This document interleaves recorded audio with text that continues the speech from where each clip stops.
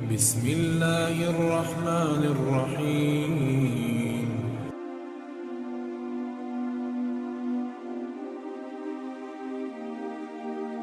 بسم اللہ الرحمن الرحیم۔ نحمدہ و نصلی علی رسولہ الکریم، اما بعد۔ صحابہ کرام رضوان اللہ تعالی علیہم اجمعین کو اپنے سے بعد آنے والی امت پر وہ خصوصیات حاصل ہیں جن کی ان سے بعد آنے والی امت متحمل نہیں ہو سکتی اور نہ ان کو وہ نصیب ہو سکتی ہیں۔ بے شمار خصوصیات ہیں، من جملہ ان کی ایک ایسی خصوصیت ہے جس میں کوئی دوسرا شریک نہیں ہے۔ وہ یہ کہ صحابہ کو جو مقام صحابیت ملا ہے وہ ارتقائی نہیں بلکہ عطائی ہے۔ عطائی اور ارتقائی کا مطلب سمجھے۔ ارتقائی مقام وہ ہوتا ہے جس میں کوئی سالک، کوئی مسلمان محنت کرتا ہے، مجاہدے کرتا ہے، اللہ کو راضی کرنے کے لیے بڑی جدوجہد کرتا ہے، خوب عبادت کرتا ہے، گناہوں سے بچتا ہے، سنت کی اتباع میں اپنے آپ کو ڈھالنے کی کوشش کرتا ہے اور ہر طرح سے وہ ترقی کی منازل طے کرتا مقام ولایت پر پہنچ جاتا ہے، قطب بن جاتا ہے، غوث، ابدال اور بہت بڑے مقام حاصل کر لیتا ہے۔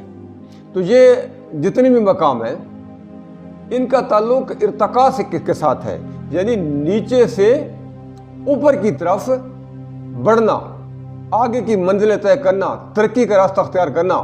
جبکہ صحابہ رضوان اللہ تعالی علیہم اجمعین کو جو مقام صحابیت حاصل ہے وہ ان کا ارتقائی نہیں ہے بلکہ عطائی ہے، یعنی اللہ رب العزت کا انتخاب ہے کہ اللہ نے ان کو صحابیت کے لیے چن لیا۔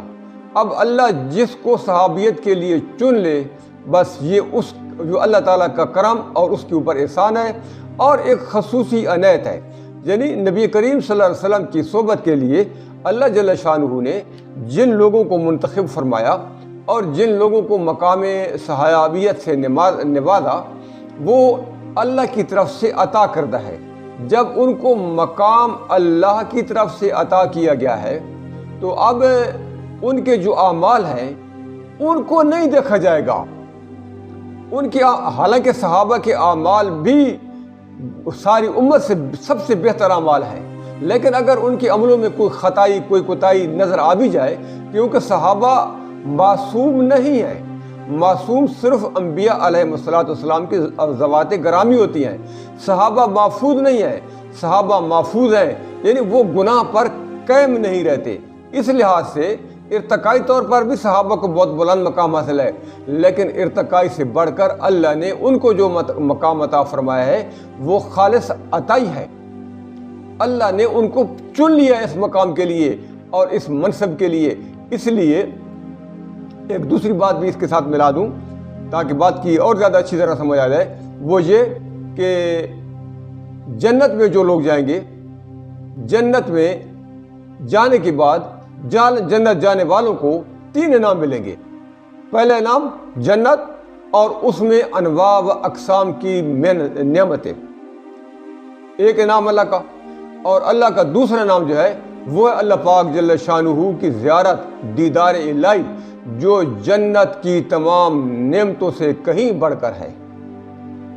بہت بڑا نعمت ہے، بہت بڑا انعام و کرام ہے اللہ تعالیٰ کی زیارت کا نصیب ہونا۔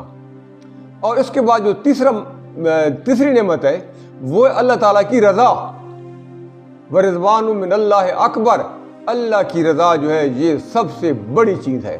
جنتی لوگوں کو تیسرے مرحلے میں جا کر، یعنی پہلے جنت ملے گی، جنت میں انواع و اقسام کی نعمتیں ملیں گی، اور اس کے بعد جو ہے اللہ تعالیٰ کا دیدار اور رؤیت نصیب ہوگی، اور تیسرے نمبر پر اللہ جل شانہ کی طرف سے رضا کا اعلان ہوگا کہ اللہ جنتی لوگوں سے اب ہمیشہ کے لیے راضی ہو چکا ہے، کبھی بھی ان کے اوپر ناراض نہیں ہوگا۔ تو جنتی لوگوں کو جو نعمت جنت میں جا کر تیسرے مرحلے پر جا کر ملے گی، اللہ نے وہ سب سے اعلیٰ اور سب سے بڑی نعمت جو جنت کی ہے وہ صحابہ کو دنیا میں عطا فرما دی۔ صحابہ کو وہ نعمت دنیا ہی میں عطا فرما دی۔ اس لیے صحابہ کا جو مقام ہے وہ بہت بلند و بالا ہے جس کے قریب کوئی بڑا سے بڑا ولی اور قطب اور غوث ابدال نہیں پھٹک سکتا۔ اس لیے صحابہ کے اعمال کے اوپر، ان کے کردار کے اوپر بحث کرنے کی ضرورت نہیں ہے۔ ان کا مقام صحابیہ جو ہے وہ اتنا بلند مقام ہے کہ وہ ہر طرح کی جرح سے پاک اور بالا تر ہے۔